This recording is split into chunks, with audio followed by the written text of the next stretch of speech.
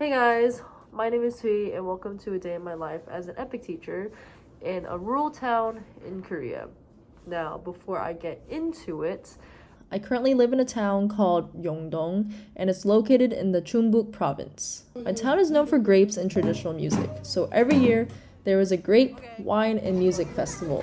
It's also very peaceful and surrounded by a bunch of mountains, so the view is incredibly beautiful. I may like my town now, but when I first got my placement, I was worried because I couldn't find any information online. I'm glad I took the leap of faith though, because living here has been one of the best decisions of my life. I've gotten to see a calmer, more nature focused side of Korea and embrace my life here. Today is Wednesday, so I'm going to my travel school. This is my closest school and it only takes 20 minutes to walk there. During my walk, I love taking in the scenery and just getting some exercise in. When I get to school, I change into my slippers and get ready for class. I'll be teaching 4 classes today, and I usually focus on having lots of games for my kids to practice speaking. I also like to teach them about other cultures, so on this particular day, we learned about Thanksgiving and made ham turkeys. Wednesdays are my favorite because the school lunch is the best. School lunches are optional, but I definitely recommend it because you get to try different Korean foods every day and you don't need to think about prepping lunch. When lunch is finished, I usually go play pickleball with my coworker, and then we join a group exercise. I left a bit earlier today though because I had a meeting I had to attend. School generally finishes at 4:40, so I clock out and walk home with one of my coworkers. With winter coming, there are a bunch of stands selling snacks, so sometimes I'll stop for a sweet treat. Because I teach at 4 schools, every day looks different. My classes range from 2 to 24 students, and as for my commute, sometimes I walk, take the bus, or even the train. My commute times can go up to 50 minutes, but I don't mind because it gives me time to relax, turn off my brain, and enjoy nature. The schedule felt intimidating at first, but it makes the job way more interesting because I don't get stuck in a strict routine, and it allows me to be more creative. One of the best parts of this job is watching my kids grow.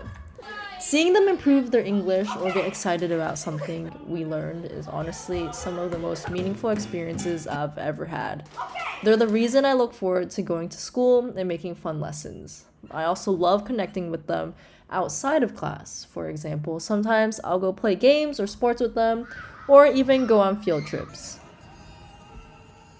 Outside of work, there are a bunch of things I like to do. You may think that because I live in a rural town, there's not much. But on a regular basis, sometimes I will exercise, watch movies, go bowling, play pool, eat with friends, or even go karaoke.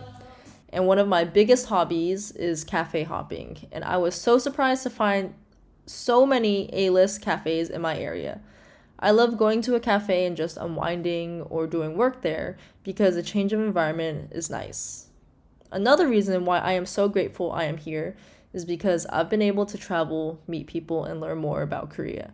I've visited places like Busan, Gyeongju, which has many UNESCO sites, Seoul, Pohang, Daegu, Gwangju, Mokpo, and a special shout out to Jeonju because there's so much culture and history there. I've also attended concerts and events. Fun fact, Korea has so many pop-ups, so there is always something to do. I've also joined sports groups to meet locals and other expats who have become important people in my life. There's so much I could and want to say, but my biggest takeaway for you is that regardless of where you're placed in a city or a rural town, the experience is what you make of it. I absolutely love my town now, and I honestly didn't think I would before. This has definitely become one of the best decisions and experiences of my life, and I really encourage you all to take that first step, to either apply, say yes, and just embrace the unknown, because you never know. Maybe this will be a life-changing experience for you.